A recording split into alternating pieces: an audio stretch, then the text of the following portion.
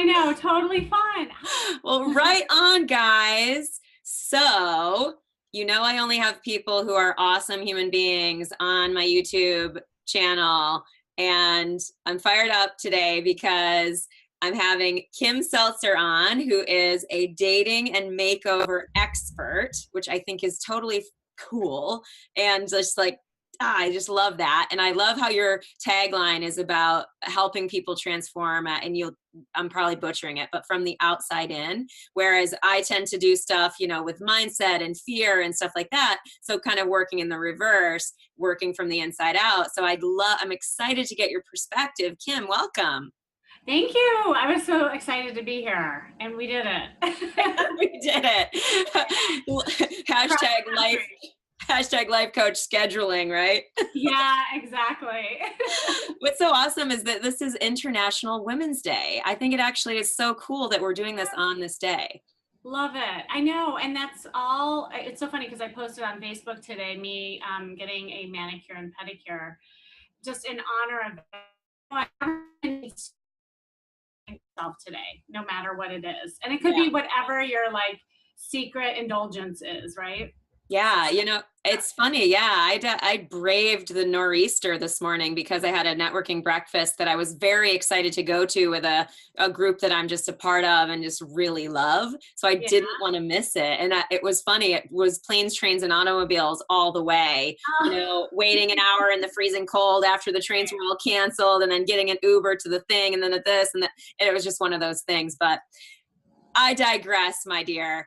First, please tell us a little bit about your story. Like, if you can give us the short version of how you came to be doing what you're doing today. It's so hard giving a short version. Okay, I'm going to do my best because my story is so long, but the long and the short of it is I was this good girl from Chicago, right? Living the Leave It to Beaver kind of lifestyle, if you will. I had the house, the white picket fence, the kids, the dog. I even had the husband at the time.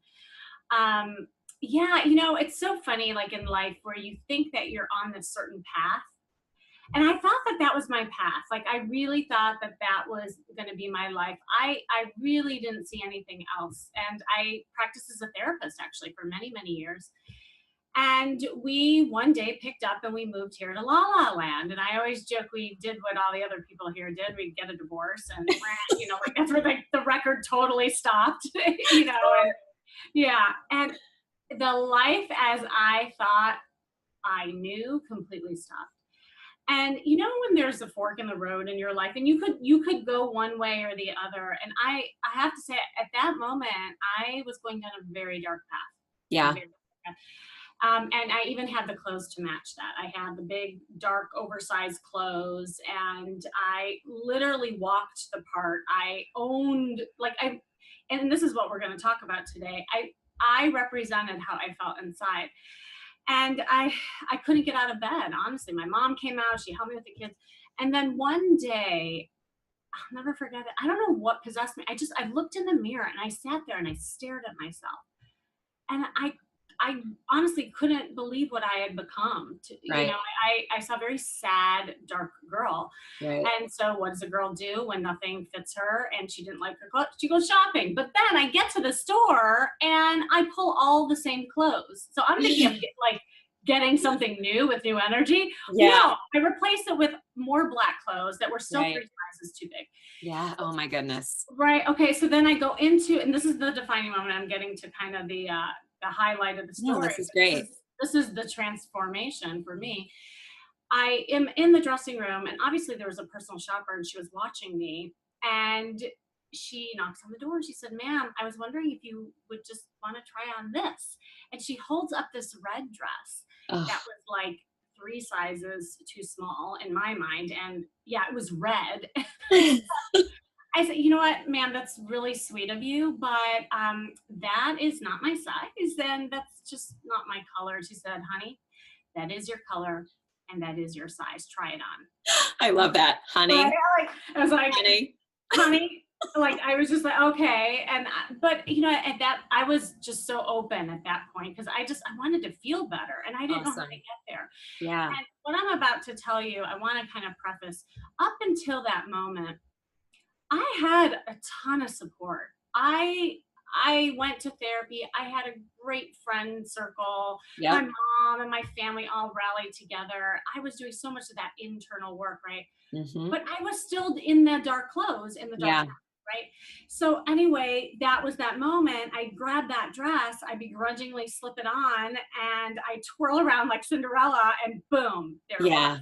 Ah, It was amazing. that, how can I say? It was a visceral experience. You know, like how you talk about jumping out of the plane. Yeah, That was jumping out of the plane for me. absolutely. It was. It's And true. so Yeah. then I just, to end the story, what Mhm. happened is, even though, you know, I saw a very different girl that moment, and that woman was right. Like, it was me. I just hadn't seen me in so long. And Yeah. so I bought that dress, and I bought it as a costume. And I say a costume because, you know, like, I Yeah. didn't believe it. And so I had to kind of marinate in it and wear it Hmm.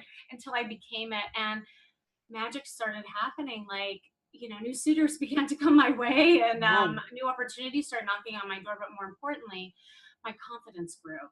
And then it was only then that I realized that, like, kind of symbiotic relationship between the outer and the inner. And that's really what I teach today. And Yeah. that's why I say working from the outside in, because you sometimes have to shift in your body, feel something different in order to really create change. Absolutely. I love how you call to the actual literal feeling because I talk a lot about this stuff with my clients in terms of you feel an energetic, emotional kick with something that's going to help you. So if I'm talking about something as boring as affirmations, like I'm very sort of like, no, don't sound like a life coach type of life coach because of how off-putting that stuff can sometimes seem. So I love that you're speaking to that. Like, you'll feel something. There will be an actual, like, and even though you weren't like with it, like you weren't fully believing it, it sounds like there was some kind of electricity in your body about, like, yes, this could happen. This could be something I could do, like a possibility opened up in your mind. Yeah, you know, the only way I can describe it is Halloween. You Yeah, know, I love that. right? Like, you know, like License. a good girl puts on this vixen outfit, and it's like, zoom, oh my God, like, I'm this sexy hot mama. And she walks out onto the street like that sexy mama. Sexy kitten. It is. And look, and I'm not just this LA girl saying, oh, image matters and you must do Right. this.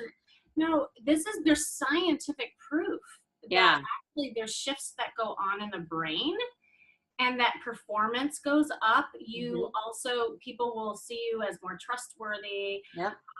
They will hire you for, like, higher pay. There's all these, like, Yeah. things that are wrapped around image. Hmm. And so, like, and I think that's such a great, and that's why I love having these kind of conversations to kind Yeah. of debunk some of these myths that a lot of women have, that it's this fake thing. I mean, you know, it does matter how we feel, because that is how we project ourselves out into the world. So true. I'm divorced as well. After my divorce, I actually had stopped skydiving for a couple of years. So I was like basically without my identity. It was like every bit of the identity, melts away, and you're trying to rebuild yourself in your life, which is totally common, totally understandable. One of the things that I did was, and this is no joke, I literally wore preppy clothes, like, on No. purpose, as a social experiment on myself, because I was always the, like, ripped jeans, kind of like edgy girl skydiver, but I just kind of dug it because it was artsy fartsy, shit like that. And I was like, you know what? I kind of just want to sex it up, but not in the bad way, but like look like I'm more together. Like there was something going on with my external image as well. So I went, like, kind of pendulum to the other side, and I said, I'm going to just really look great every day. I wore heels, I wore skirts, and it really helped me through my dark period. I definitely swung back, and I'm now more in the middle where, yeah, I definitely rock my edgier stuff sometimes, but with maybe a couple higher ticket items that make me feel like I'm dressed up, even in the sort of messier style that I do like. So I don't know, I just thought that would be interesting Oh to my share, God, but it very much helped. I'm so glad you clarified what you meant by preppy, because I'm picturing you in Izod and, like, some hair I across know. the hair. And I'm I mean, I wore a lot of stripes. Inner 80s girl, you know, like that. I did wear a lot of stripes, you know, I tried stuff. Yeah. So there were some things that were like, no. Right. No, I love that. All kidding aside, you know, what you just said exemplifies exactly what I think happens when we're trying to kind of find our own, right? And that's why I love style, because it's a way of helping us identify ourselves, especially like when, you know, coming out of divorce or relationship, or even like if you're wrapped up in your career and you're launching into a new career, it doesn't matter what transition you are in your life. That life that you're leaving behind you, you're also leaving an identity behind you that got wrapped up in the couplehood or wrapped up into that job. And so when you're transitioning out, you have to find yourself again. It's a beautiful time. It's almost like a rebirth. And so that recalibration that you were doing actually really made sense. And playing with your style and that pendulum thing that you did, you swung all the way to, and then finally, you know, you came down to the middle. I love that. I bet it was just beautifully put. And you know, for all women listening, it's like if you are constantly like how I was, you know, more comfortable in your cocoon, hiding in those black clothes with shawls wrapped around you, what would it be like if you shed all of those clothes and one day you went out on the town and just acted as if you were someone else, you know, just as a costume? You could go the other way and experiment. Or maybe on the other side, you could just start small. And I teach people this all the time. Like, what would it be like to just get red lipstick and just see the impact that has? And I have so many stories around that. And so, you know, those little wins add up to the bigger picture, and it will help you kind of find your way in who you are. 100%. Oh, I love it. I totally, like, I started playing a lot of golf, and so I like rocked the golf skirts and stuff. I totally, God, that's so hot. I could see it. I mean, it was totally fun, but I was like, okay, you know, but it was like, I was really experimenting. I think that's the beautiful thing that anyone can take away, is that like, even if you're in challenge, you can have fun with this.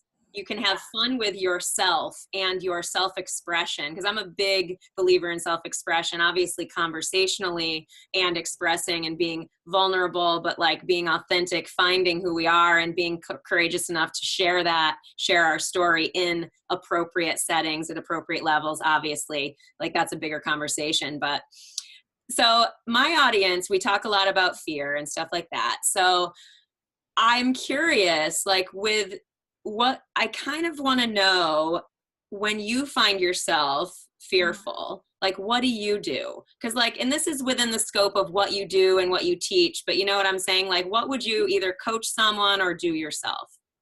Oh my God. Well, I mean, I can talk about myself till the cows come home, but I would love, can I share a story that please, anything. Yeah. It's just, I think, you know, cause I love talking in story, because I think people need to understand sometimes what this all looks like, what this all means about. So, because I mean, I still sometimes get a little emotional as I tell it. She called me up one day, and this was a woman who had been divorced for 25 years. She was doing the hamster wheel of just, you know, going to work, going home, going to work, going home. She hadn't dated in like 20 years. You know? Wow. It was just at that point so scary. And she doesn't even know, you know, really kind of what hit her that moment when she picked up the phone and called me. I think it started with an email. She was shocked that I even responded. Wow. And then she was like, oh, shoot, I got to really talk to this lady. And before she knew it, she was signing up to do a whole makeover intensive with me. Now, when I work with women and I do these like full intensives, it's the therapy, it's the coaching, it's the shopping, it's the photography. We go out and we flirt. Like, it's the whole shebang. So what was so, this was fascinating, is that, you know, again, like she had talked to friends, she had years of therapy, and it was just like, she just didn't know what to do. She was so fearful at that moment. And so we first did a good sit down. This is the therapist and me, and we went over like her history and kind of finding out what her gremlins are, her past, and how it was connected to the future. Because here's the thing, although I don't practice as a therapist any longer, I think it's so important to understand where things come from, just as a way of understanding. But then it's not to dwell on it. It's to teach you how to move past it into action. That's the coaching part, right? And so what we understood after like, I don't know, talking, it wasn't even what she was saying. It was how she was saying it. And I wouldn't have caught it on the phone. Yeah. She kept giving her power away. She was apologizing. She kept thinking and talking for me. My phone would ring and she's like, oh, if you need to take that and leave, then, don't worry about me. Like, she was doing things like that were, so I took, first of all, I called her on it. I told her to, cut out the crap, so to speak. I said, don't do that. I said, you're probably doing that a lot and probably with men and you're turning them off. So Yeah. We're going to stop that. But more importantly, we were ready to go shopping. And before we walk into the shopping, she started, you're talking about fear, right? Yes. She started having this like anxiety attack, right? Yeah. Before shopping. Right before shopping, she's looking at the big doors and she's like, Kim, I have to tell you something. I didn't tell you something. I said, what? She said, I haven't looked in the mirror in 25 years. Whoa. What do you mean you haven't? I mean, like literally, or just like, I thought maybe metaphorically. She was right. She avoids mirrors. She has them covered in the house. That she was so kind of horrified with the way she looked and felt so bad about herself that she didn't see herself. So I said, well, thank you for telling me. And I totally get it. I said, but we're still going, and we walked into the department store. I mean, it was like lovingly holding her hand. She's looking at the mannequins. I see the panic just growing in her body. And I just kind of like, just softly touched her. I said, it's going to be okay. And I said, look, I want you to do me one favor. It's all, and this is just one task. I said, I want you to put on these shoes. And I found some like really cute little booties. And I want you to put on this leather jacket. And I want you to turn around and look in the mirror. And I only want you to do that for 10 seconds. That's all you're going to give me. Yeah. Now, if I had been a therapist in a office, we might have talked about her fears and her body. Blah, blah, blah. I knew that that's not what she needed. She needed to see herself in order to get over this. Right? Absolutely. It's like immersion, like it is, or desensitization or whatever you want to call it. Right. And so she does, she actually did it. Awesome. Going down her face. And all of a sudden she said, Kim, in a million years, I never thought I looked so beautiful. Oh my God. And that's so like now we're like, oh, right? Oh. Yeah. And so we were hugging and all kidding aside, I think I created a monster after that because it was like, you asked about the shift. It was a complete shift. All of a sudden we're skipping around the store. She's pulling dresses. She's dressing with the door open. Like this is a woman with so much body shape. The door is open and she's just loving it. And she's just posing for, the photos. And then we had our photo shoot and it was just like, it's a domino effect. I'm happy to say like months later, I got a beautiful email saying that she was dating us. Got back, online and everything. And she was the internet. Sorry, Kim, cut out. What did you say? She got an email and she was dating someone? Yeah. She went back home. She put her pictures up. She started going online. She was dating up a storm. She was learning how. And then, she ended up meeting this fantastic guy. It's amazing the literal energy that comes with a release of a fear. Yeah. Like amazing. And it's funny, like just so that you guys know, I was a guest on Kim's podcast as well. I'll just give a quick shout out to her podcast, The Charisma Quotient. Super great show. I share it with a lot of my clients and I think it's great. Anyway, one of the things that I wanted to and just, I don't know, didn't end up coming up or we ran out of time or something, but a story that I thought of after that would be useful and it's relevant here is that like facing the fear. So you mentioned like, okay, just big time going for it or doing something small. Yeah. Well, when I was in the Vermont phase, when I was, lonely and just trying to get out there was this event in the town and it was my new town. I had like no friends, like, and I'm a social person. I love people. Like I'm genuinely that kind of person. My skydiving career was very social. I organized events, lots of stuff. So like, I'm not shy. I've been to plenty of events and parties and led them. So there's this like prom party, like dress up party. And I'm like, oh my God, a costume party. Oh, it's like the last thing I want to go to. But I said to myself, I like basically made myself go, but I really didn't want to go. And it's not just that I went there, it's that I so didn't want to go that I posted on my social media that I was going to go. So I gave myself accountability around going to it. I said, I only need to go for if I hate it and I want to leave after 15 minutes, I can go home. You know, like, so I gave myself an out to give myself like a little bit of courage to actually go to this event by myself. I also didn't really dress up in a costume, something I wore like a hat kind of fun skirt, but then I wore like a black sweater, you know, like I was not it was in the, you know, so, but the fact is that night I ended up meeting one of my girlfriends that is still one of my girlfriends to this day from that period that night, because she was like, oh, I didn't really want to go. And I was like, oh, I don't really want to be here. And then we like kind of bonded. And it was a wonderful experience, but that never would have happened if I let my fear keep me in my room being lonely. Yeah, beautiful Yeah. example. It's so true. And you know, and the other thing, and this relates to dating, you know, sometimes you have kind of this hypothesis of what's going to happen, and a lot of that is attached to your fears, right? Well, oh, I might say the wrong thing, or he'll know that I'm not a dater, or I haven't been dating in so long. Like, guys, no one cares. Like, you know, like we talked about on the podcast, like Yes. it's always way bigger in your head than it is. And what if you lived life more like what you just said, where you're like, you know, yeah, maybe I don't want to go, maybe I have fears, all that, but what if I just go and just learn something today? What if I just go with that intention, without caring about what other people think or feel, but just with the knowledge and curiosity of learning something? Absolutely. I actually had that happen yesterday. Actually, it's fresh off the boat. I walked into my yoga class and I was so bummed because my yoga girl was not there. I was ready to walk out. I'm like, no, my girl's not there. Like, she's the only instructor that I'm gonna go to. Yeah, I was in that rigidity, and I had assumptions based on what I saw about this other instructor that I thought, no, that's just not me. I'm not woo woo. Yeah. This is not good. But you know what? I just said, no. That I'm gonna go because I still want my hour to myself in yoga. Who knows? Maybe there's one thing that can come out of. And you know what? It did. There was one exercise she showed me that completely released my back. Oh.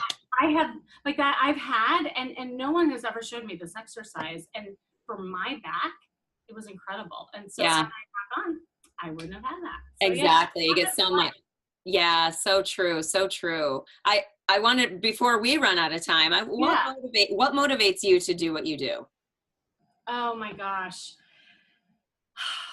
You all, me, like, I don't know. I guess I love, like you, I'm such a people person. And when I see the transformation, and it's drawing from my own, experience, again, like the professional, career, and I've had amazing experience. It doesn't really matter. That's not what makes me tick. What makes me tick is when I see that woman coming out of the dressing room and crying because she hasn't seen herself like that in years. Beautiful. What makes me tick is when somebody writes me an email 3 months later with her and her new fiance because she got out of her own way. It's like that's the stuff. And I think, just energetically connecting to that, and if we can just really like love what we do and empower people based on what we love, I mean, to me, that's the magic. Yeah, absolutely. Oh gosh. Well, this is kind of a random question, but I like asking it. I love what? Random. Random. It's a random question, but I like asking it, so I'm going to. Who is your favorite comedian? Oh, the dear and near Robin Williams. I loved him. I thought, talk about just, first of all, brilliant man. But I loved his improv. I loved his spontaneity. Like, nothing was scripted, and I love that. but I'm biased to that because I have an improv background. So fabulous. yeah, I'm obsessed with comedy. Did you know that? Did I do know that, but okay. Just checking. Wait, do you do actual stand-up? Or do you? I've done stand-up one time, and it was, talk about overcoming fear. Oh my God, that's scary. That's hard. I have so much respect for stand-up comedians. I cannot even tell you, that is so hard. There's little I have been more scared of in my life than walking out onto the stage to do my stand-up 10 minutes or 7 minutes. That's amazing. No, and that is it was awesome than improv, because improv is based on more like what you see in Saturday Night Live. Yeah, yeah, that sounds fun. Oh, it was so fun. I actually, to be honest, there's two things around that. Little secret is that I do a lot of improv exercises with my clients. So any of you who want to work, I'm just warning you, because I'm going to make you be silly and do a lot of like fun things. And the other thing is that I tell people, it's one of my almost like prescriptions to do that, because what's so great about improv or comedy or anything, it gets you out of your head, and you can't plan, right? Like an improv, like you got to go do, and guess what? The more you fail in a scene, the funnier it is. And so like it helps you almost like laugh at yourself. Yeah. And express yourself and tap into your feelings. I mean, it's all the things that I teach. So love it. Yeah. Well, yeah, with the intensity, I mean, I definitely, the yin and yang of the lightness, the comedy, the humor, like one of my core beliefs is that life is comedy. Like there's so much comedy all around us that like at some point there's, you know, and I say it like that just because I like the way that sounds, but you know, there's just the lightness. It's such a key and crucial tool in growth, like for sure. So it does not surprise me that you use that to help your peeps shake off the constriction and the tension in their muscles that comes from like fear of failure or unknown or whatever it is. But there's so much good stuff here, Kim. Like we could go on and on and on, but I want to ask you, what are you working on now that you're excited about? Well, as you announced, and thank you for my new podcast, that was like birthing a baby, but I did it. And it's been super fun. So it's Charisma Quotient. And the new project that I'm working on, I'm super excited about, is an 8-week love makeover course. Cool. Yes, it's going to be a group course for women. So that is coming to a theater near you very soon. And I'm very excited about that. So. Cool. Well, right on. Is there anything else that you haven't shared with us that you would like to share before we go, before I get your contact info and all the places people can reach you? You know, I would just say kind of parting words, if you will. It's really overwhelming to think about changes that you want to do in your life. And, you know, because people will say, oh, you know, just be more confident and, you know, life will change, or just walk into that room. It's going to be fine. But like, yeah, air quotes. If you knew how to do that, you would be doing it, right? And so what I always tell people to do is compartmentalize different areas of your life and pick just like one thing in each of those parts to do something different.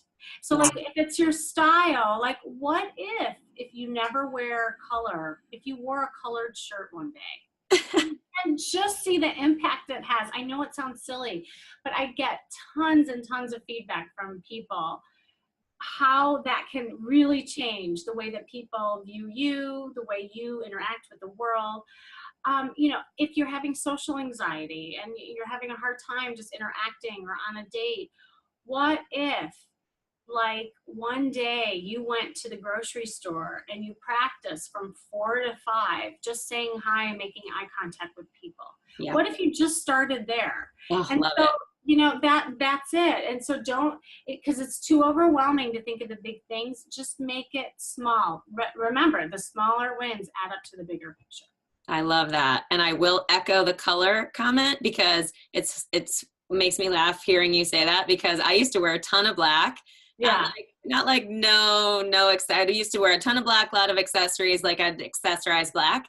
But but you're in the East Coast, so excuse me. Yeah, I know it's the whole New York thing, but still, but no, but even living in California, I did that. And anyway, you did, my boyfriend, he was like the champion of me wearing more color. And I was like, okay, I'm gonna make an effort.